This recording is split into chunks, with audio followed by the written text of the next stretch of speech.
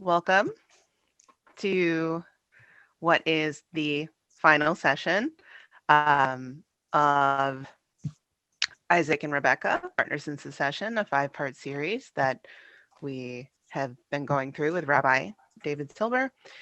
Don't worry, there will, of course, be more classes in the future. If not on this topic, then on other things I'm sure people will be interested in. It's just that, of course, next week we want to take a break to have our Tisha B'Av programming. We do have a full day planned. So if you have not looked at that yet, I highly encourage that if you know you might be interested in joining us online that day, look at the classes we have scheduled and register online.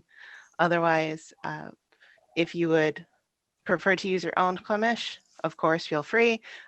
I will put the sources up on the screen as we go through them. And Rabbi Silber, please take it away. Okay, thank you. All right, so let's continue. Yes, of course, hopefully we will be continuing, right, to see if we get through the whole book of Bereshit, but we'll continue step by step. This is the last of this set of classes. Okay, so we are in the middle here of towards the end of the Avram narrative. So we drew a distinction between chapter 22, which is in one sense is the end of the Avram story, God's last communication, the second Lech Lecha, etc., and it addresses all that has come before. But the truth of the matter is that it doesn't actually end here. The Avram story continues in chapter 23, chapter 24, very long chapter, even first half of chapter 25, until Avram's death is mentioned in chapter 25. So we drew a distinction between chapter 22 on one hand and chapter 25 up through chapter 25 on the other. And the distinction is that chapter 22 is the choosing of Yitzchak, that is to say the confirmation that the blessing is covenantal blessing, passes to Yitzchak. One might call it a transfer story. But there the transfer takes place in a kind of theoretical sense. Officially, Yitzchak is clearly the designee. One might say the patriarchy, in a sense, has already passed to Yitzchak in chapter 22 of the Akedah. But then there's the question of, in this world, how do we make this real? How do we deal with this idea in the real world? And that's chapters 23, 24, and part of 25, dealing with a different question. How does it play out in this world? And in this world, 23, 24, 25, you'll deal with the world as it is. That is to say, the first story is about the purchase of the permanent grave, the possession of land, which is Sarah's grave. That's chapter 23. And it follows upon chapter 22, because the point of chapter 22, the transfer story to Yitzchak, is an affirmation, one might say confirmation, of the fact that Sarah was correct, not just that she was correct, but that actually the covenantal successor to Abraham is not just his child, but their child. So that's the implicit message of chapter 22, among other things. That being the case, that Sarah is the full partner in passing on the covenantal blessing. So the next thing Avram does is to affirm that. And the way it gets affirmed is in chapter 23. Chapter 23, he wants to acquire a symbolic piece of land. He wants to possess the land symbolically. Now, the truth of the matter is that in the case of Abraham, and Yaakov is no different, and David is no different, the land can be acquired in two different ways. The land can be acquired through conquest or symbolic conquest. That's one way to acquire the land. And the other way to acquire the land is more peaceful, which is to acquire it by means of purchase, for example. So Avram has symbolically conquered the land. That's chapter 14. That's the war of the 4 kings against the 5, and more specifically, the war of Avram against the 4 kings, a symbolic conquest of the land. That's one way to lay claim to the land. And after Avram has laid claim to the land in chapter 14, then God makes a covenant about this piece of land with Avram and Avram's descendants. So that's one way to possess the land. The other way to possess the land is to acquire it by means of purchase, and that's chapter 23. That Avram is buying a particular piece of land, and the piece of land that he acquires, and he ends up acquiring not just a grave for Sarah, but a field as well. I think we had spoken briefly about that. It's not just the Ma'ara, but the Sadeh as well. He ends up with both. And I'll revisit that for a moment. So that piece of land that Avram acquires is in fact Sarah's.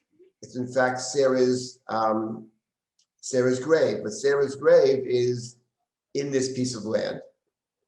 And here, the important point is that in chapter 23, Avram is offered a grave for nothing. At the beginning of chapter 23, the people Bnei Chet, these are Canaanites, amongst whom Avram dwells, offer Avram a grave for nothing. They say to him explicitly, "You're a prince amongst us." That's in verse number 5, Pasuk K. So bury your dead wherever you wish. Nobody will withhold a grave from you. So he's offered a grave for nothing. But Avram doesn't want a grave for nothing. He makes the point that he wants to pay. He says to them, if you're willing to allow me to bury my deceased, so Shima'uni ufiguli bi Ephron ben Zochar, put me in touch with Ephron, v'yitenli et marat hamachpelah shelo asher b'ktzei sodeyu b'kesef molei nenoli. So I know that he's a person Avram knows is be anxious to make a deal. So he has a grave at the edge of his field. I will pay a full price. The Hebrew is kesef molei, the full price. Full price. We have the same expression in English. I'll pay you the full price. Amongst in your midst, kever. And here we have the word that already appears twice in the beginning of chapter 23. The phrase is achuzat kever, not kever. Kever he gets for nothing. He doesn't want it for nothing. He wants something else, which is achuzat kever, a possession of a grave. The word achuza, of course, means lechoz is to grab. And achuza, stay achuza, in the book of Vayikra, chapter 25, is a piece of land that you fully possess. To the extent that we can own land, that land is called stay achuza. So Abram says, I want an achuzat kever. He said it actually earlier in verse number 4. Tunuli achuzat kever imachem. And he says it again in this verse, in verse number 9, b'tochachem la'achuzat kever. So he wants achuzat kever. He wants, this is the symbolic possession of the land in the book of Bereshit, and this actually is Sarah's grave. It's true that it will become a grave site for not just Sarah, Avram, Yitzchak, Rivka, Yaakov, and Leah, but it starts off as Sarah's achuza. So Sarah's the one. Sarah represents acquisition of the land. And it's actually interesting that this is in Hebron. He comes to Hebron. He wants to make a deal in Hebron. And if we think about the Abraham story, where he travels, you enter the land in Shechem, and then he travels next to Beit El. That's the second stop. And then the end of chapter 13, after he returns from Egypt, he goes first to Beit El, and God instructs him to keep traveling, and he goes to Hebron. And in point of fact, this pattern of Shechem, Beit El, and Hebron is true not only in the case of Abraham, but actually in the case of Yaakov. When Yaakov returns to the land from the house of Laban, he goes to Shechem, and then to Beit El, and then he ends up going to see his father in Hebron. So what Hebron represents then, if Shechem represents entering the land, the first point of contact with the land, so what Hebron represents, being the third stop, is a fuller possession of the land. So it makes perfect sense that the achuza, stay achuza, would be in Hebron. So this is acquisition in the land by means of purchase. And this idea that there are two different ways to possess the land. One is by means of conquest, and the other by means of purchase, reappears for us, of course, later on in this book, at the end of chapter 33, beginning of chapter 34. That's the story of Shechem. The story of Shechem, in chapter 34, the brothers kill the people of Shechem, and they take the booty from Shechem, etc. And that's a kind of symbolic conquest of the land. What Shechem represents in the book of Bereshit, hope we get there together sometime in the future, not too distant. Shechem is actually a possession of the land, a symbolic possession of the land. And it's the point of entry.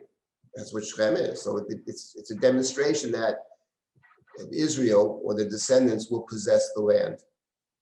That's chapter 34. But the truth of the matter is that the end of chapter 33, the very end of chapter 33, after Yaakov returns, comes back, Vayavo Yaakov Shalem Ir Shechem. That's in chapter 33, verse number, find the verse number 18 and 19.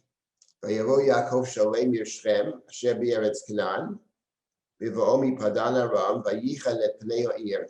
So he encamps before the city. Vayiken El Chalkat HaSadeh. He buys a piece of a field. Asher Natasham Alo Miyad B'nei Chama Avishchem B'Meyak Sita. He purchases the field for 100 ksita. I can't tell you if it's a good price or a bad price. I know that Avram pays a fortune for the field that he buys. But Meyak Sita, I can't answer you.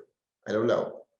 He builds an altar there and he cries out to the God of Israel. So there we have back-to-back two stories about Shechem. In the first instance, it's Yaakov's purchase of Shechem, laying claim symbolically to the land. In the second story that follows immediately thereafter, it's the brothers, Dinah's brothers' war against Shechem, not just the person, but the town, which results in the conquest of the land. The fact that the two stories are back-to-back suggests to us that Yaakov much prefers to lay claim to the land by means of purchase as opposed to war. We'll get to the Shechem story, we'll talk about that. But these are two different ways to possess the land. Now, the truth of the matter is that another place where we have, and the parallel, we discussed this, the parallel to the story of the Akedah, and then the purchase of Marat HaMachpelah, is the last chapter of the book of Shmuel. In the last chapter of Shmuel, as we have discussed, I believe, correct me if I'm wrong, but we discussed that in that chapter, where David takes the census.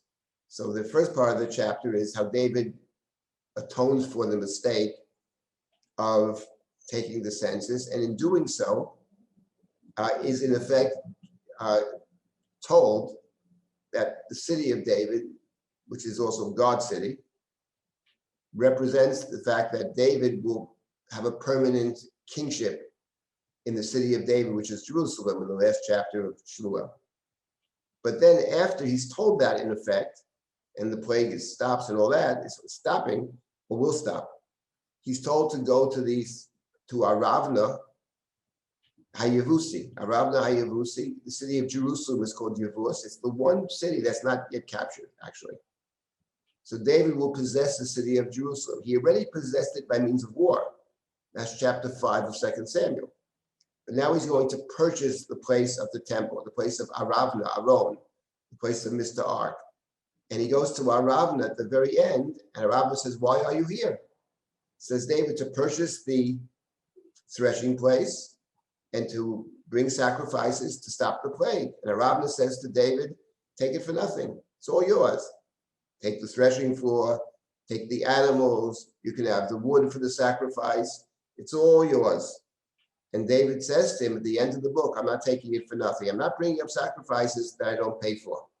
And David purchases the threshing floor of Aravna. So that's the parallel, actually. It's exactly the same story. He's offered it for nothing. It's the story of Avram in chapter 23. Bury your deceased wherever you want, we'll give you a grave. He doesn't want to be given a grave because he doesn't want the grave, actually. He wants the grave, but he wants, in his words, achuzat kever. It appears twice, both in verse number 4 and in verse number 9, and of course, it also appears in the very last verse of the story, which is verse number 20 of chapter 23, after Avram purchases the field and the grave.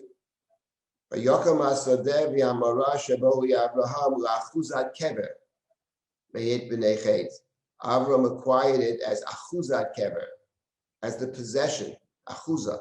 So 3 times we have the term achuzat kever, and not only that, it's the concluding words of the story. So Avram has succeeded in acquiring a symbolic possession of the land. It's interesting, of course, that Avram had only expressed interest in purchasing the grave. He makes it very explicit. I want to buy the grave at the edge of his field. Right? Asher b'ktsei sodeu, he says, at the edge of the field. When he meets Ephron, Ephron offers him both the field and the grave. In fact, he says, you can buy the field and the grave that's in it. But Avram didn't want to buy the field and the grave that's in it. He wanted to buy the grave alone, which is at the edge of the field, which means to separate the field from the grave. That was his thinking. You keep your field. At the edge, there's a grave. There's a cemetery, grave, whatever it is, machpelah. And I'll take that. You keep the field. But Ephron says to him, no, I'll give you both. I'll give you the field and the grave which is in it. Which means, in effect, you can't have just the grave alone. I'll give you both. But of course, he knows that Avram has already made it clear. He wants to pay. He says, B'kesef molei. Says Avram, we have a deal. And then Ephron says, between me and you, what's 400 shekel kesef, which is a huge amount of money. What's $100 million between friends, that kind of thing. And most of the money, presumably, is going for the field. It's not going for the cave. Cave is probably inexpensive. It's the edge of the field. But the field is expensive, and it's a field that has all kinds of things. It has trees in it. It's a field. Stay Ephron. But Avram has a purpose over here. Avram wants to possess something which represents an acquisition in the land. So Avraham, no problem. He gives him 400 shekel kesef, the best kind of currency, over sofer. That's the story over here. Okay, so that's number 1. Now I wanted to add something else over here in terms of the relationship between the 2 stories. In the book of Shmuel, last chapter of Shmuel, so those two stories come together. In other words, the first story is about David's census. The angel hovers above Jerusalem to destroy it. God says to the angel, hold back your hand, heref yodecha. The malach has stretched out his hand to destroy, which of course is exactly parallel to the Akedah. And then in the book of Shmuel, that very place itself, the place that the angel was above, was the threshing floor of Aravna. It says that God had told the angel, hold back your hand. So that place is a place which is a demonstration of God's mercies or God's willingness to relent. And that's the very place that David is sent to. David sees the angel there. And that's the place that David is sent to purchase. So the purchase of the place and the place itself are the same place. They're identical places. That is different than what we have here in our book in Breshit. It's different. Because in Breshit, the sacred place is the Har Moriah. It's Mount Moriah. It's the place of the sacrifice. The second story about the purchase of the gravesite is not that place. He doesn't buy Har Moriah. He's not purchasing that place. He purchases a totally different place. Not in Eretz HaMoriah, he's in Hebron. And it's not the place of sacrifice. It's the place where Sarah will be buried, stay Ephron.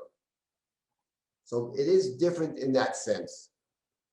What is very interesting is that in the Zohar, something interesting in the Zohar here. The Zohar has a very long section on Marat HaMachpelah.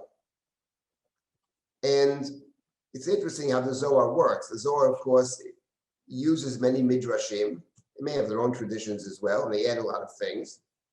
but they also play off the midrash very often. Often they rework the midrash, etc. So the Zohar has Avram going into this Marat HaMachpelah, and whom does Avram encounter there other than Adam and Chava? He encounters Adam and Chava, Adam and Eve, in this particular place.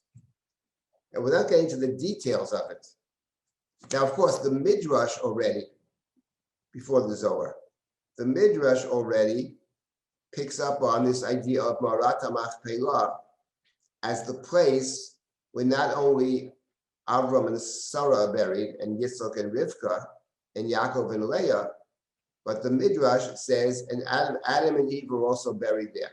They're picking up on the place which is called Kiryat Arba, the place of the four. Who are the four? So we know of three couples that are buried there. Avram, Sarah, Yitzchak, Rivka, Yaakov, Leah. So where's the fourth couple? So the fourth couple is Adam and Eve. So now the question is, what is this all about? For the Zohar, this Marat HaMachpelah essentially is either Gan, I don't remember if it's Gan Eden itself or the gateway to Eden, one or the other. For our purposes, it doesn't matter.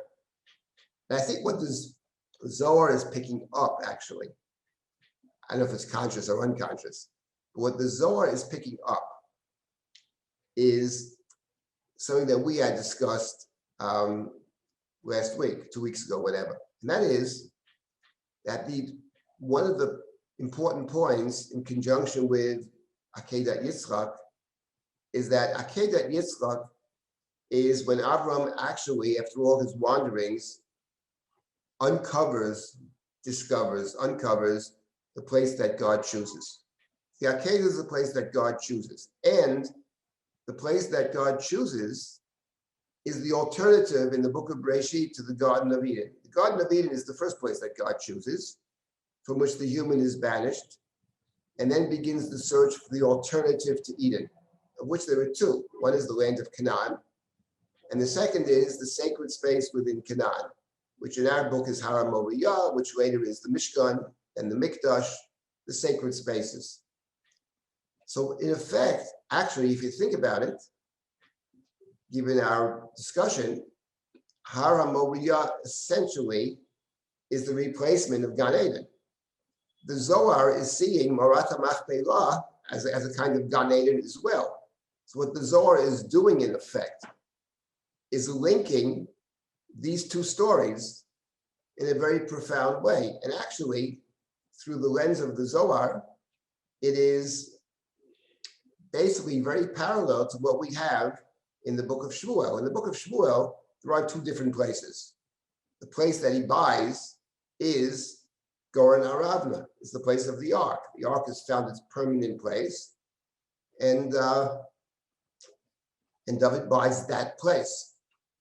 So over here, though, these are two different places, but they have something in common, as the Zohar suggests. They have something in common, that essentially the land being the correct alternative to the Garden of Eden. And in point of fact, you have Adam and Chava who represent the first Gan Eden. Then you have the covenantal trio, or the Avot Imahot, who represent the acquisition of the alternative to Eden. And those two stories are bound together. Whether the Zohar is understanding this in terms of the pshat of the Chumash, I couldn't answer you. I have no idea. It's possible that the Zohar does, but in any event, whether they do or they don't is not my point. My point is that we do. So there's something about this, and it's interesting in terms of the Shmuel story. Just wanted to add that little detail. In general, I would say, I've co-taught some Zohar for the last couple of years with Professor Berman, Daniel Berman.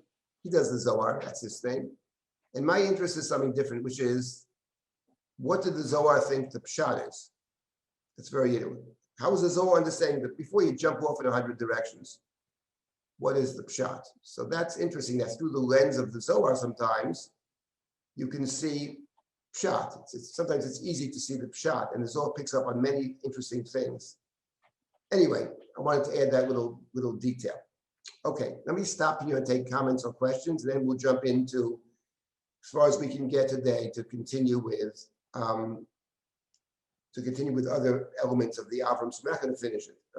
We will jump in. Does anybody have any comments or questions? I'll take them now.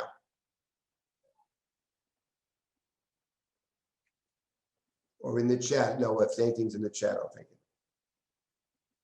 And if not, we'll just continue. Feel free to unmute yourself or raise your hand if you would like some help with that.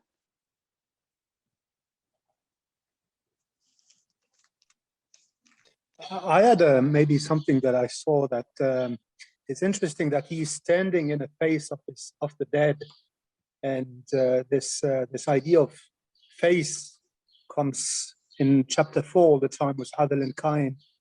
So I don't know, I just had this idea that maybe it is also like the ending of the story that is opened with Abel and Cain, like instead of escaping from the face of God and the earth, that you're able to stand in the face of death or something like that. Yeah, I mean, I think that's true. In other words, I think that his, yeah, let me say the following, that I thought I alluded to this last time. I don't remember, it was 2 weeks ago, but I'm teaching in different places. I can never remember what I said where, but the point that I made about Gan Eden, why this is a alternative to, why this is the correct alternative to Gan Eden, is that the reason we get thrown out of Gan Eden in the first place is because God says that the human being may think that the human is actually God.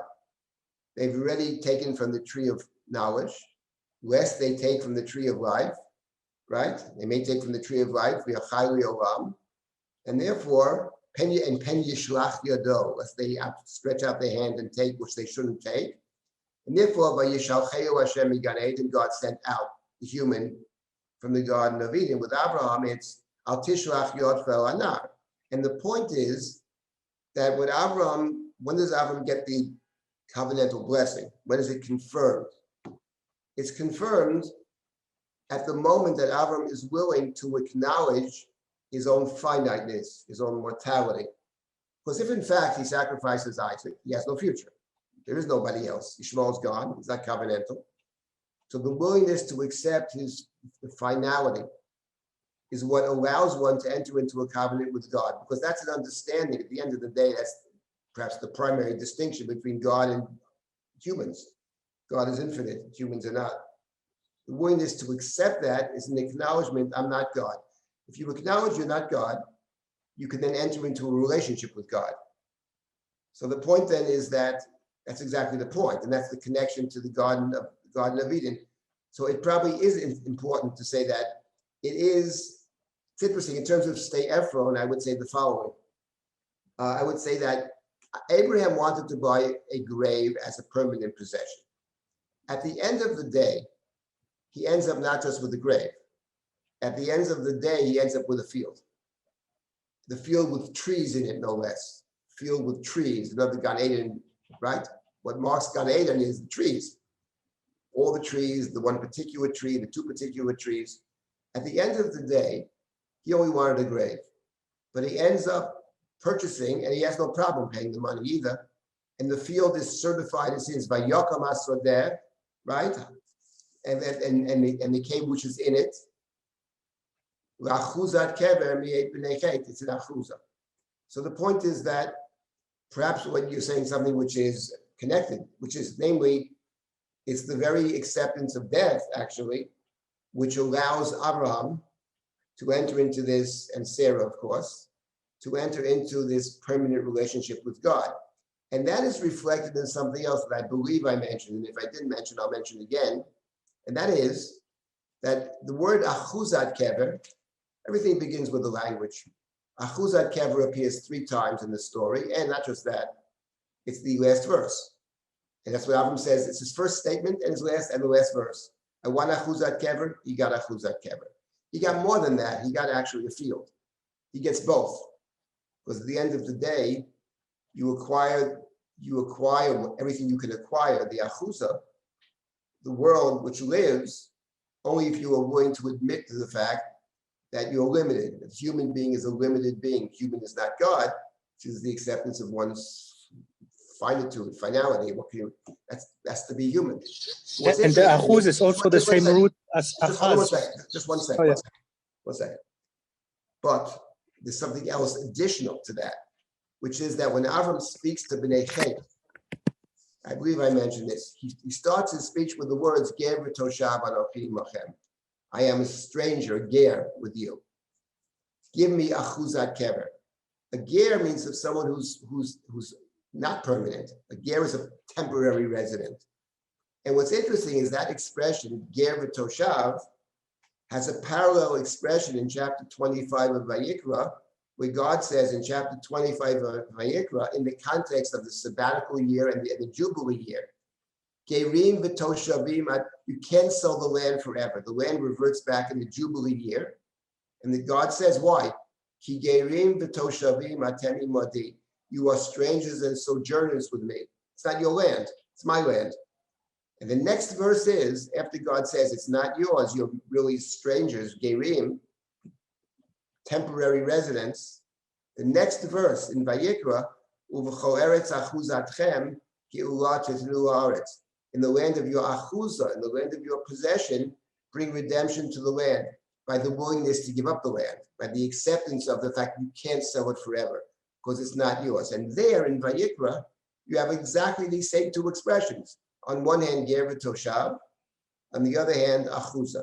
So that, I think, is what's going on in the story over here, and why this is an appropriate replacement for the Garden of Eden in the story of Marat HaMachpelah. And of course, the Akedah most certainly is the chosen place. We have discovered, that's Abraham's mission, to discover the chosen place, as I've spoken at length. So the point is well taken in terms of the grave and the possession. Stay Ephron is the main field, but it has within it has a kever. It has a chuzat kever.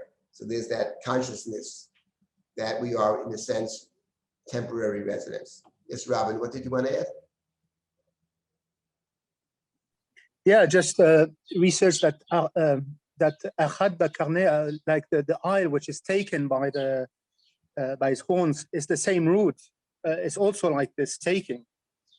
I just checked it, so I found it interesting that it was the same root that taking possession, but in the isle it's God who is taking possession of the isle. So I don't know. I just found it interesting. Well, which is the other word? Taking possession, and what's the other? You said it relates to the same root as what?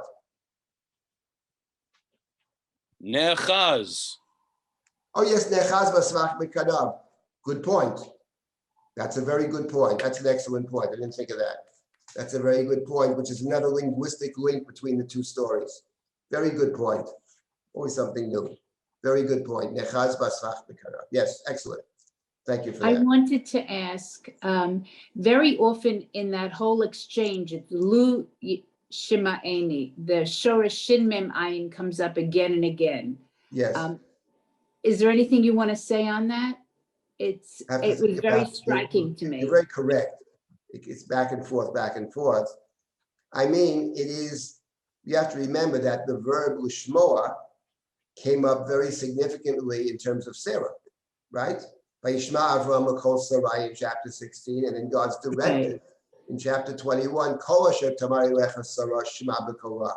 So it could be a confirmation of what I said earlier, that Abraham's purchase of the grave for Sarah, not just grave, but the permanent possession that Sarah's, is a way that Avram is essentially acknowledging the fact that she was right, that he didn't understand how the covenant proceeds. Left to his own devices, he would have made some terrible mistakes, and that she corrected him, which of course leads us actually to the next story, because the next story is about finding a wife for Yitzchak.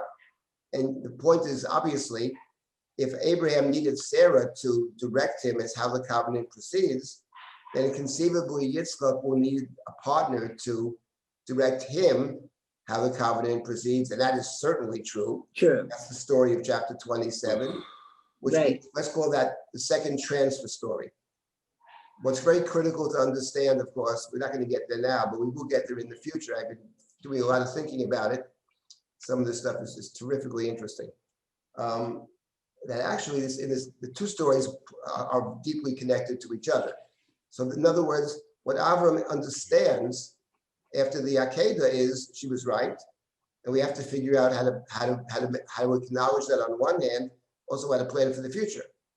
Now the point is, the Chumash is not a romantic book. I mean, there is a different kind of romance to it, but it's not about, the relationship of Abraham and Sarah, which is anybody who reads the Chumash, I think, with two eyes and without preconceptions understands that we got here a problematic situation.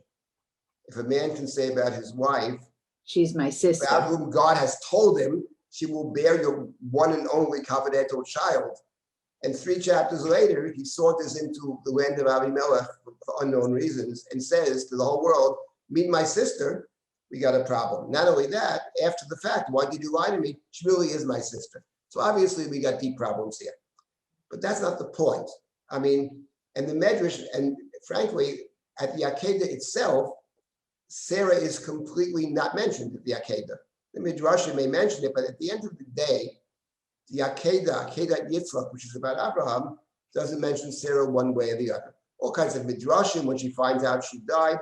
The truth of the matter is, just to make a simple point, and Isaac must have been 37 years old because she dies at 127 and she gave birth at 90 and all this other business. It certainly doesn't sound like at the Akedah Isaac is 37, that's for sure. But the point is, I would say it's not that Sarah died as a consequence of the Akedah. I would formulate it differently in the Pshat. I think that Sarah can die as a consequence of the Akedah. Once you have the Akedah, Isaac has essentially replaced Abraham, symbolically replaced Abraham. And then Sarah's mission in terms of the mission to ensure the future, she has in fact fulfilled her purpose. Once you have the Akedah, then Sarah no longer, her mission accomplished. And in the Bible, often when mission is accomplished is when you leave this world. It's true of Moshe Rabbeinu too. You did what you had to do. You brought them to the space. Can I cross over? No. And not only that, please don't talk to me, says God. I've heard enough from you for 40 years. I have a lot of patience when you talk about them, but less when you talk about yourself. But you're God's servant. You did what you're supposed to do, and that's it. So no one can do everything. So it's interesting. So I would say that not that she dies in the Pshat as a consequence of it, but rather she can die as a consequence of it. She can die. Let me just come to a different point about the Akedah, which is the following. Just to go back again to this point, I call the Akedah a transfer story. It is a transfer story. Through the Akedah, we know that Yitzchak is the one and only covenantal child, and that the covenant has passed from Avram to Yitzchak, made possible by the sacrificial substitution for Yitzchak, which is the ayah. What's interesting about the Akedah, I mean, what isn't interesting about the Akedah, but what's interesting about the Akedah, among many other things, is actually verse number 19. Verse number 19, chapter 22, the end of the Akedah, it says, Vayoshav Avraham el Narav. After the promise, the promises made to Avram earlier are reaffirmed towards the end of the Akedah. The angel calls down a second time, and God says, I swear, God says, Bi nishbati num Hashem. God swears by God. You take a shvuah, you take an oath in God's name. Here, God takes an oath in God's name. Bi nishbati num Hashem. Because you did this, you and your descendants will be blessed, like the stars of heaven, like the sand of the seashore. These blessings we encountered earlier. Here they once again reconfirmed at the end of the Akedah. Ekev asher shamata b'koli. There we have the shamata again, by the way, Debbie. We have again Ekev asher shamata b'koli. So again, another shamata. Because you hearken to my voice, I would say hearkening to God's voice. In the case of Sarah, was also hearkening to Sarah's voice. God said, Kol asher tamari lecha Sarah shma b'kolah. So she speaks in my name. She speaks correctly. Ekev asher shamata. That's the ending. And the next verse is very striking. Vayoshev Avraham el Narav, Vayokumu Vayochu Yachtav el Beersheba, Vayeshev Abraham Biversha. So Abraham returned to remember the two lads who were there with the donkey, Shvuach and Poel Machamar. Abraham said, me and the boy will go yonder, at Ko, bow down and return to you. But over here in verse number 19, it's curious that the Torah doesn't say that they returned to the two lads. The Torah says he returned, Vayoshev Abraham. One could say, since he's the focus of the story, it mentions Abraham specifically, but Isaac also went. But it is striking that it doesn't mention Isaac, and more than that, actually, it's something else additionally very striking, which suggests to me that Isaac's not going in a sense, and that is that other word here in verse number 19 that appeared twice earlier, namely the word Yachdav. Vayelchu Shleihem Yachdav appears twice with Yitzchak and Abraham earlier. So it's actually remarkable. Vayelkumu Vayelchu Yachdav. The Yachdav earlier was there to reinforce the bond between the father and the son, between Abraham and Isaac, the covenantal son, Bincha Yechitra, the one to whom the covenantal blessing will pass. So what does it mean to say, Vayelchu Yachdav, they went Yachdav? So I would suggest that actually what the verse is saying is that at this point in time, because Beersheba is both in the land and outside the land, as we saw, and that actually Isaac doesn't go to Beersheba. Not this Beersheba, but in the story over here, by saying Abraham returned and went with the two boys, and the two boys earlier are the two boys that don't go farther. They say Po. Isaac goes Ko, and they stay Po. And what the Chumash is intimating here is that, in some symbolic sense, Abraham has already been replaced. Abraham can go off any place he wants now. He can go to Beersheba, he can go with the two lads, he can marry Keturah later, 6 kids, whatever it is. It doesn't matter. But in terms of the covenant, in some symbolic, theoretical sense, Isaac has been chosen. It's a transfer story, and the transfer has taken place. That's my main line here in terms of approaching this. One could also say something else, that the failure to mention Isaac, whether we went or not, is for the reader, is for us to reflect further on that how close we came, or Isaac came, to being sacrificed. Abraham was willing to sacrifice Isaac. Whatever he believes it's going to happen, it's going to be for the best, but he was willing. He stretched out his hand to take the knife to slaughter his son. It does say that. And from a psychological standpoint, without engaging in too much psychology, we can easily understand that from a certain perspective, Yitzchak is sacrificed. I don't mean he's actually physically sacrificed, although some Midrashim claim that too, but psychologically. It's not an accident that the second blessing of the Amidah, which is the blessing of the resurrection, is actually Isaac's blessing. Of the 3 blessings, the first is Abraham, second is Isaac, third is Jacob. I plan to teach that stuff in the fall with all kinds of interesting things. Be one of my better courses, I believe. Should be fascinating stuff. It's not an accident that the resurrection blessing is Yitzchak, because psychologically he is resurrected. Psychologically, he dies. That's the idea of the Akedah. And I don't mean he actually dies, but from a psychological standpoint, he actually dies. So here, it could be that as well, that the text is suggesting, having us reflect on the fact that he could have been sacrificed. Were he sacrificed, he would not have returned. So the text suggests that. Having said that, that in a sense, Isaac replaces Abraham at the Akedah in a symbolic way, but then chapters 23 and 24 and 25, they deal with the world as it is, with the reality of the world. So until Isaac, when can Isaac actually replace Abraham in the context of chapters 23 and 24? He can only replace Abraham when, in fact, he finds Rebekah. Because without Rebekah, from a practical standpoint, the blessing's not going to work. Because Isaac, even more than his father, will certainly not be able to understand how the blessing proceeds. Now, if one understands the Chumash that way, there are other ways to read the Chumash, but I think what I suggested is the most plausible reading of the Chumash. It is very striking in chapter 24, and we're not going to get there today, but I'll make one point about chapter 24. We'll start chapter 24 in a couple of minutes.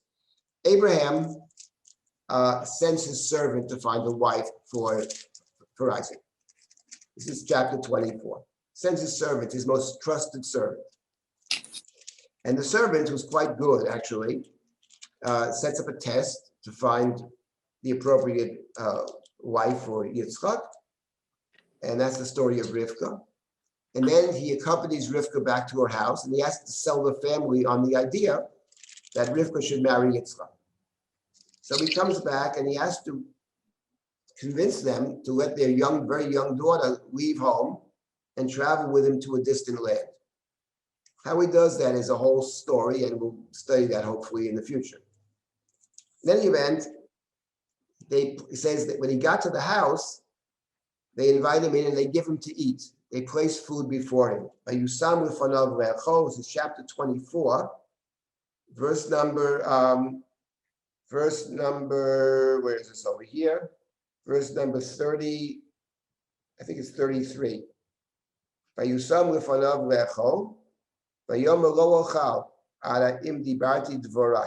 want to eat. Let me talk before I eat. He says, I don't want to eat.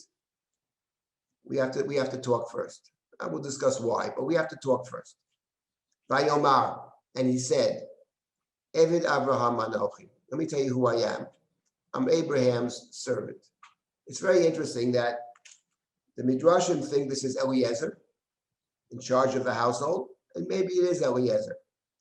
But literally, it's certainly not Eliezer. The name is never mentioned. He is exactly who he says he is, which is, I am Abraham's servant. He's the Eved. He's there to do Abraham's bidding throughout. That's who he is. That's who I am, he says. I'm Abraham's servant. Then he tells the story. God blessed my master very much, and he grew, and God gave him all kinds of things. And the next verse, and the wife of my master, Sarah, gave birth to a child for my master after she was very old. And Abraham gave him all his possessions. And my master made me swear, etc. Right? And I said to Adoni in verse 39, maybe the woman won't go. And he says, don't worry about that. If she doesn't go, forget about it. She will go. Fine. I came down to the well in verse 42, and I prayed to the God of Elohei Adoni Abraham, the God of my master Abraham. Okay? And tells the whole story. He retells the story. He changes many things. And at the end of it, in verse number 48, I bow down and I bless the God, Hashem Elohei Adoni Abraham, the God of my master Abraham, who set me on the right path. Right? And then the Lavan and Bethuel say, obviously, this is from God. What can we say? You can take Rivka and go. Then they begin to shift around afterwards, and then maybe not. He says, don't try to stall me, he says in verse 56. Send me, shalchuni v'elchol adoni, let me be sent to my master. What's the point here? In the entire long chapter, he calls Abraham Adoni innumerable times. I didn't count them up. It's a lot. Sarah is Eshet Adoni. Isaac is Ben Adoni, right? That's the story. Isaac is the son of the master. Sarah is the wife of the master. And Abraham over and over again is the master. And the God is the God of my master Abraham. Fine. At the end of the day, they send Isaac they send the servant with Rivka. They come to the end of the chapter and they're returning home. Isaac went out to the field to converse in the field. He sees camels coming. And in verse number 64, Vatisa Rivka Ateinea, Rivka lifts up her eyes and she sees something in the field, a man walking towards them. And she says she falls off the camel, she lights on the camel, and she says to the servant in verse 65, who's the man coming towards us?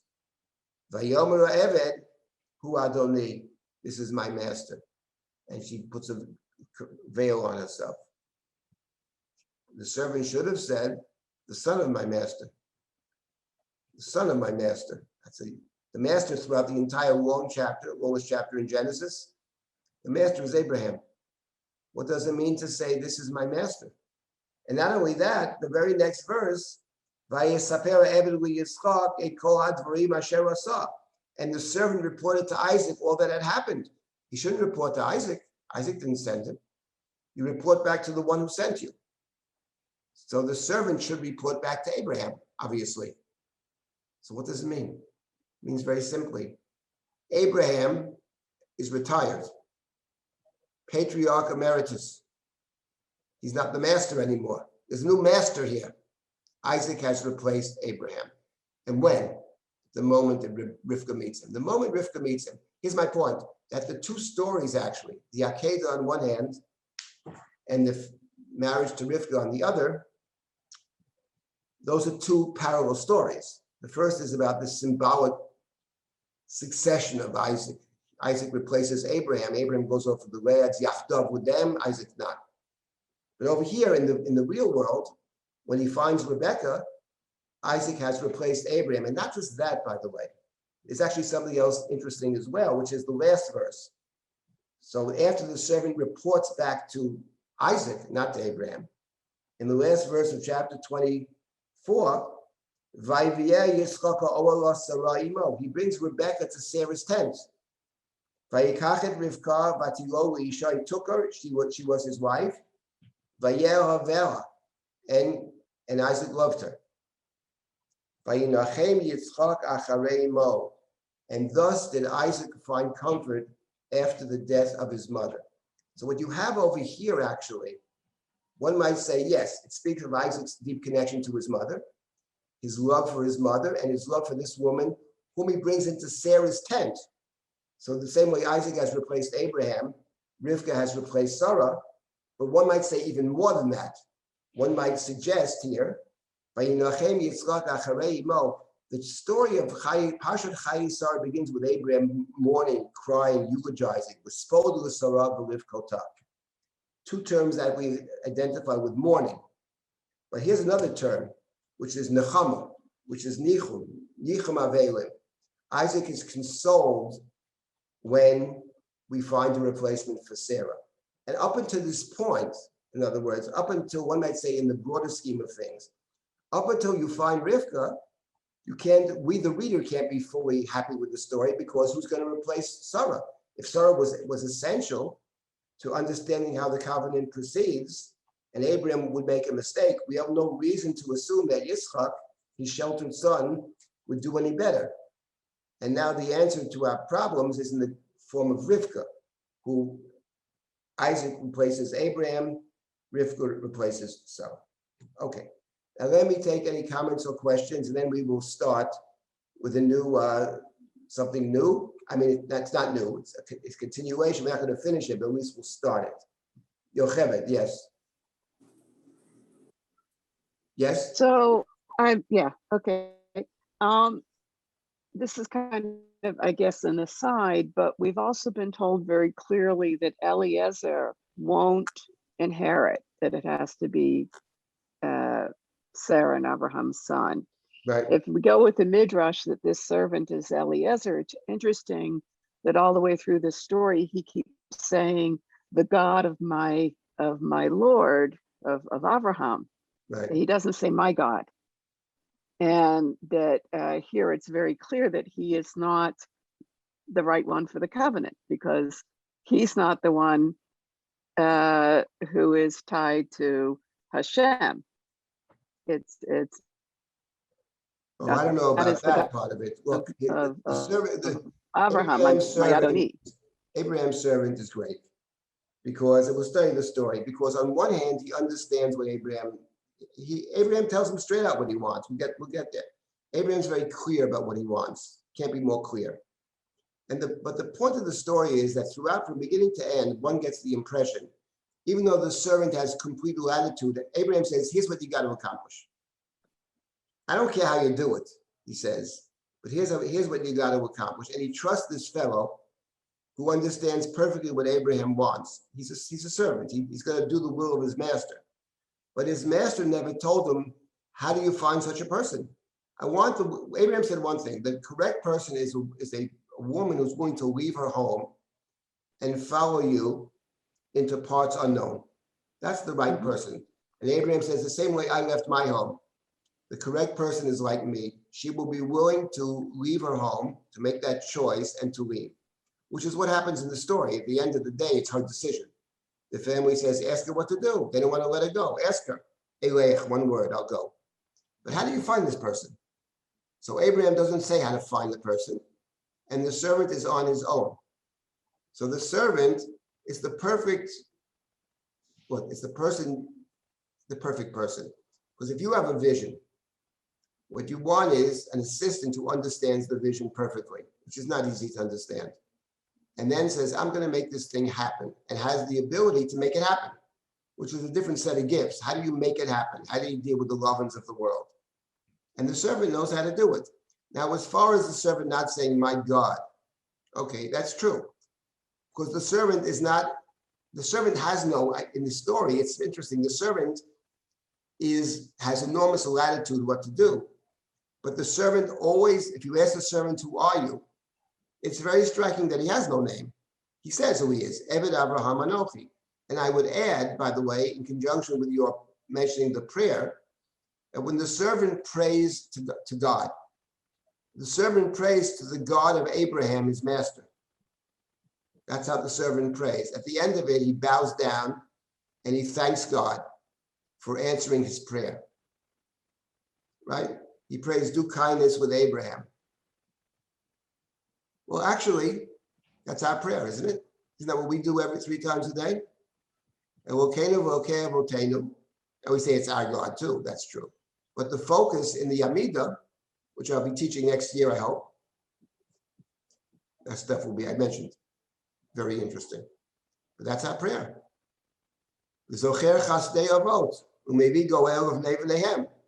God remembers the kindnesses of the patriarchs. Okay, some progressive synagogues want to add the matriarchs, can add the matriarchs too. But at the end of the day, the first blessing is Magen Abraham, shield of Abraham. The first person to pray Aramida is the servant. And not just that, not only does he pray, he even bows down at the end, which of course is what we have. Bow in the beginning and bow at the end. So the prayer of the servant actually anticipates Aramida. It's exactly to whom he prays. He prays to the God of Abraham. So we don't know what he holds himself because it's not about himself. There is no himself in the story. He's an Eved. He's a perfect facilitator. He is He's both of the transaction, the prayer, and the transportation. I pray every day that this person should come across my path. That's what Drisha needs right now, actually. Someone who gets the vision and makes it all happen, understands how to communicate it, what we're doing and everything like that. The yeshiva in Israel, the high school the works, the kollel, these classes, someone who understands and communicates it. But you have to understand it is not simple. To understand it in a deep way, what is the place really about? And the servant understands. Now he had questions. He asked Abraham, what about if the woman doesn't want to come back? I'll find a perfect woman, perfect person. Doesn't want to come back to the land. That's his question in the beginning of chapter 24, to which Abraham says, if she doesn't want to come back, she's not the right person. The right person will come, just like me. I want somebody like myself, he says, who's willing to take a leap of faith. Oh, I understand it. Okay, you understand it? Now swear. And he swears. And that's it. That's what he's going to do. But how do you find it? And how do you speak? And how do you negotiate? How do you talk to lover? Okay? He's on his own. Abraham never told him what to do. But the servant is actually a brilliant negotiator and figures it out. At the end of the day, he brings back the prize, which is Rivka. So he is very successful. But my point is, he's an Eved. That's what he says. Eved, I am your servant, means I'm going to do what you want me to do. And that's what works. He has zero ego invested in this. That's how the text, whether it's Eliezer or anybody else. He's the elder of his household. He controls the property, etc. Hamoshel b'chol asher and all that. It is true the Midrashim call him Eliezer. But the point of the Chumash is Dafka, it's not Eliezer. The point of the Chumash is Dafka has no name. Some other comments or questions? Yes. Speak, yeah. I just noticed that a parallel in phrasing, and I don't know if there's any significance to it, that in the Akedah, when Abraham sees the isle, it says, Vayisa Avraham et einav vayareh vehine ha'ayil. And then here it says, Vatisa Rivka et eineha v'tireh et Yitzchak. Right. So is it just a coincidence or does that have significance? No, I don't think it's just a coincidence. First of all, Vayisa Avraham et einav appears twice at the Akedah. Mhm. Twice he sees both in it's both he sees the place from a distance in verse number 4, and secondly he sees the ram, and the ram, according to our discussion, conversation, interpretation, is very central. The ram is the solution to the problem about the contradiction. On one hand, how is Isaac to be sacrificed, as God says? On the other hand, not sacrificed. Answer through this proxy we call a sacrifice. The ram is able, so there twice at the Akedah, you have Vayisa Avraham et einav, in contradistinction to what you have with Hagar in chapter 21, which is God opened her eyes. So there, yes, so I would say that in the case over here, there probably are multiple connections, but one of them I think is an important point about Vayisa Rivka et eineha, since you mentioned it, that if you look at those verses at the very end of the story, the contrast is that Isaac goes out to Lasuach Basodeh, to converse in the field. There's his Vayisa einav vayar, he lifted up his eyes, right? So he also lifts up his eyes. V'nei gemalim ba'im, he sees camels coming. No, he sees camels coming. Maybe he presumes that Rivka's on one of the camels. But it is very striking that what he sees is camels. But she lifts her eyes and she sees him. And that, I think, is significant in terms of the ability to perceive, to see. We know later on that Isaac is blind, or his eyes are poor, weak, he can't see. And in point of fact, when we get there, chapter 27, the question is, does it mean just physically he can't see because he's old, his eyes have become dim? Or is there more to it about Isaac not being able to see or to perceive? Mm. He is about to bless Esau, we'll discuss this. But Rivka understands that it can't be Esau. Now, the way she goes about getting the blessing to Jacob may be highly problematic. That's a separate issue. At the end of the day, let's not forget she's Laban's sister. However, it doesn't mean she's wrong. So in the idea of perception, the idea of seeing, Rivka is one who sees very clearly. And she sees things far away, just as Abraham did. But in the case of Isaac, he can see far away. Mm-hmm. And if you want to explain why, it's very simple. It's not because there's something wrong with Isaac. It's quite the opposite. Not wrong. It's never right and wrong. It's two sides of the same coin. He's never somebody you want to see. He's a protected species from day one. Either his father or God or Rivka, somebody, is always watching out for him. So the point is, he never leaves the land. He has been living in the 4 cubits. He never had to go outside the box. So when you do have to, when you have to confront other kinds of situations, you're not prepared to see. You're living in your little world. It could be a very beautiful world, but you have no idea what's going on outside that world. You can't see. You're in a very holy place, but you can't see outside it. Whereas Rivka, she's going to seek God. She's a seeker and a searcher. And she takes the journeys and she goes into the unknown. So she's able to see. So I think that Vayisa Rivka et eineha, and she sees him, whereas he sees camels. Yes, it's true, he's alone and she's with camels. But the Torah is making a point, I think, about Rivka, or it's sort of anticipating, or setting up an expectation for the reader about his ability to see, which is problematic. He has to be corrected, whereas Rivka can see. But it is a very good Akedah link. And Abraham said, I want somebody like myself. It's interesting that Yitzchak, we'll get to this later on, but Yitzchak is the successor to Abraham. But we wouldn't say he's like Abraham, even though he imitates Abraham in many ways. But I would say that in terms of, from a personality standpoint, from a character standpoint, Isaac and Abraham are very, very different. Whereas Rivka was quite spunky, and she's outgoing, and she travels all around the place. she's much more reminds us of an Abraham figure in terms of what he does. He's the one who left his home. She's the one who leaves her home. So there's something to that as well. But when we get to that chapter in the next series that we keep going forward, probably after the holidays, because we have other series before that, then we'll be able to raise those questions once again. Thank you for that. Anybody else before we continue? Yeah, Ephron. Oh, sorry. Go ahead. Yeah. Laszlo's had his hand up for a while. Sure. Are you there? Do you hear What? us? Mr. Marcus, Yes, do you hear us? Can you unmute? I don't hear him. Okay, I'm Okay. unmuted. Okay. ahead. You may have touched on this earlier, but what is the purpose of the genealogy that follows the Akedah, the genealogy of Abraham's brothers?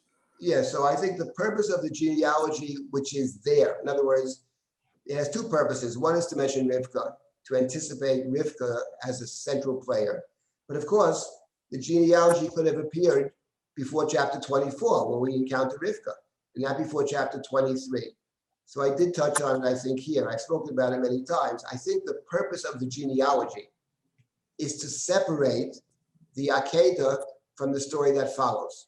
Unlike in the book of Shmuel, where the purchase of the site follows immediately upon David's seeing the place and confessing and all that, and then he purchases that particular place from Aravna. It's one story. Here, they're two different stories. And I think the point of the two stories is to put the Ephron story, which is a separate piece of land, though it's obviously conceptually linked, but to the Ephron story is more like the story that follows in the sense. The parallel is Abraham has a specific need. The need is to acquire a symbolic possession of the land that bears Sarah's name. That's his need. And he's willing to pay whatever it takes. Whatever it takes. And the point, if my reading is correct, and I believe it is, that Ephron is a real finagler. Because Ephron knows that. He's going to squeeze out of Abraham as much money as he can. Abraham just wanted to buy a grave at the corner of his field. Ephron says, in effect, if you want a grave, mister, I know you want to pay for the grave. Let me tell you something. The grave's in the field. Abraham could have said, the grave's not in the field. The grave's at the edge of the field. You can separate them. But say so, Dale. He doesn't say that. Oh, if the grave comes with the field, I'll buy the field. How much is the field? Between me and you, it's not much. The grave's $5,000. The field's $87 million. Is that a problem between me and you? No problem. Here's $87 million, and it's a bank check too, he says. No problem. Cash on the spot. It's all in cash. No more, nothing. Cash. And that's that story. The next story is the same thing. In other words, Ephron is a finagler. And that's the world. And the point is, the very next story is Lavan. And the servant has 10 camels filled with all the goods of his man. We say blank check. And at the end of it, they still don't want to let it go. And he has all kinds of gifts and this and that. And with the negotiation and the sweet talk and the threats and this and the money, you manage to convince Lavan and the others to let her go. And that's the real world. So the point is that what the genealogy does is separate the Ephron story. In Shmuel, the purchase and the place are all the same. Because Aravna is not a faker. He's a Yevusi, yes. And he may be frightened, yes. But there's no evidence that he's a phony. On the contrary, take it for nothing, and may God bless you too. I hope God accepts your sacrifice. It's probably also suffering. Who knows? People dying all around. Who knows? But the fact is, there's no intimation in Shmuel that Aravna is a phony. So it follows one upon the next. Over here, the genealogy, yes, it does set up Rivka, but why after 22? Which is set it up after chapter 23. So my suggestion was, because if you have the break is between the Akedah and Ephron Lavan. That the Ephron Lavan is, how do you deal with Ephron? Ephron, Abraham deals with, which is pay whatever he wants because he doesn't care, because it's worth infinite money, securing the covenantal blessing and acknowledging Sarah's role. He doesn't care what it costs. And the same thing with Lavan, whatever it takes to get Rivka, you blank check. In the book of Shmuel is different. That was what I suggested last time, I believe. Anyway, okay. Yes, Shmuel, go ahead. Attendant to the Ephron story, it's not possible to miss that Ephron is Abraham. Anochi Ofer ve'Efer. Right. He is Abraham on one hand, and the name Ephron itself, I presume, has something to do with. I still have to think more about Ephron. What I said about Ephron, I think is right, but the name Ephron is very interesting with Ophir for sure. Also, you have anything? I'm sorry, just cut you off. I'm sorry. No, go ahead, speak. Do you anything about why it is that Abraham? I mean, it seems obvious why Abraham is avoiding wanting to take a large possession of a field. Get the neighbors jealous, get them curious about what you're thinking in terms of possession. Okay, so he's minimizing what he's buying. But so why is it that Yaakov saunters into Eretz Israel and he buys something? Right, I don't know why. Look, here's the point. At the end of the day, as I had mentioned earlier, the fact that he gets a field is very significant. He may have thought, actually, that no one's going to want to sell him a field. It's exactly. Even the grave, they're saying to him, we'll give you the grave. We'll give you the grave is very nice on one hand, but he doesn't want them to give a grave. Because psychologically, when you give somebody something, you could think psychologically, I'm still connected to it. If the other person pays full price, that's another story. So it could be that Abraham was willing to forego the field just because he felt maybe I'll get nothing. And this way I want to get, the main thing I want is the achuzat kever. However, and maybe Yaakov is a different relationship. I really don't know the answer. But he also, the land which he buys, it's interesting that he buys is, he comes to Shechem, but it says Vayichan et pnei ha'ir, and I wonder about that, whether he's actually buying it inside Shechem or whether he's buying it adjoining to Shechem. This I don't know. Kind of say Sodeo, I don't know. Maybe when we get there, we'll talk about it some more. But that's, but those parallels I think are clear. The two different purchases, purchase and conquest, which come together in the Abraham and Yaakov stories, and with David, with Yerushalayim. It's both conquest. Okay, I have only 2-3 minutes here, so let me just say what I'd like to, how we will continue over here. So next Sunday is Tisha B'Av. We have a whole Tisha B'Av program. I'm also speaking briefly on Tisha B'Av in the afternoon, and I think an hour. And then we will resume before the Chagim. This year, all the holidays are in September, or in the middle. It's a very difficult schedule. We'll have a program, and there I'd like to focus more on the holidays. We'll figure maybe the biblical text related to the holidays, and right afterwards in October we will resume. We'll continue with Yitzchak, and then we will also continue with Yaakov. The stuff is incredibly interesting. In addition, there's something else I want to mention, which is I'm hoping to give a whole set of classes on prayer and its biblical intertext, and if possible, in these sessions to introduce some musical element as well. I will have to see if I can do it at this point, but it's something I'm working on now, a new project, prayer and music, which should be hopefully interesting, but it's somewhere down the road. So that's the plan for the future. So again, this week we'll next Sunday is Tisha B'Av, and we will have a Tisha B'Av program. We have another 2 minutes, so let me just take 2 more minutes and say something. I don't want to stop 2 minutes early. So chapter 24, Abraham calls in his servant. I'll say one thing. It says chapter 24 begins with the phrase, with the pasuk, V'Avraham zaken ba bayamim, Hashem beirachet Avraham bakol. That's how chapter 24 starts. Abraham was old, well advanced in years, and God blessed Abraham with everything, bakol. He's got everything, bakol. What he doesn't have yet, of course, is a guarantee of how succession will work, and that's his servant, and that's the story. And one gets a sense in chapter 24 that Abraham is completely in charge. He may be very old, who knows how old, but it doesn't matter. Somehow he's in control through the servant. He gives the servant a lot of leeway, but he gives the servant very clear instructions. The servant prays to the God of Abraham. Is a sense which Abraham is fully in control. The parallel verse to Avraham zaken ba bayamim is found in the first verse of the book of Malachim. What we had looked at was the last chapter of Shmuel.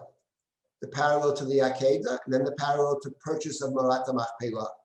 But the next verse, Akedah is 22, Machpelah is 23. Chapter 24 is Abraham Zaken Ba Bayamim, Hashem Berachat Abraham Bakol. And the parallel verse in chapter 1 of Kings, which is the next chapter, probably the same author, I would add. Vamelch David Zaken Ba Bayamim, Vayichasu Babgadim V'lo Yechamro. So given what we saw about the parallels between 22 and 23 in chapter 24 of 2 Samuel, and the first verse of Kings is parallel over here, that of course opens up the window and obligates us to read the entire story of the succession of kingship, which is chapters 1 and 2 of Kings, in conjunction with, parallel to, and in contrast to the story of the other succession stories, which are the patriarchy, the passing down of blessing from Abraham to Isaac, Isaac to Jacob, etc., the intervention of the women who understand it and all that, the way succession works. And that's what we'll be looking at next time. Chapter 24 in and of itself, but also the fascinating parallels to the succession of the patriarchy, which is chapter 24, and the succession of the kingship. I would say that chapters 1 and 2 of Kings are a very dark story.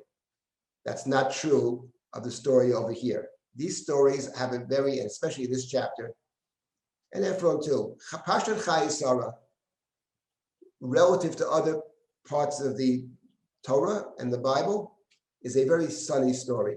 It's one of those feel-good stories. It all works out very well at the end. There's always difficulties, but it's a very feel-good story. At the end, Isaac and Rebekah have been chosen as the second generation of patriarch and matriarch. The kingship is a very, very different story, but the stories have an incredible number of parallels between them. How the author of Malachim, who's probably the same author as Shmuel, how the author presents the story there in contrast to the story of the Chumash, that's our initial, that's our first challenge to try to work all that out. Anyway, thank you all for your participation. It's been great to learn Torah with you, as always.